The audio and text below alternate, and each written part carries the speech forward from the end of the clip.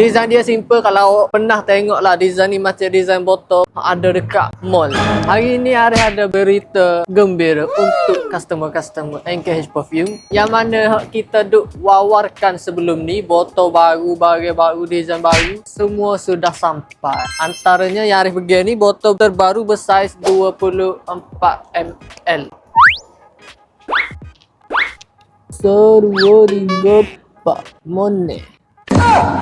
Botol ni dia mari dengan 6 warna, berkonsepkan 2 layer. Botol jenis screw, awak jangan risau, mudah untuk awak buka tutup kalau ada apa-apa masalah spray. Design dia simple. Kalau awak pernah tengok lah design ni macam design botol perfume ada dekat mall. Awak tahu lah yang jenis sport itu.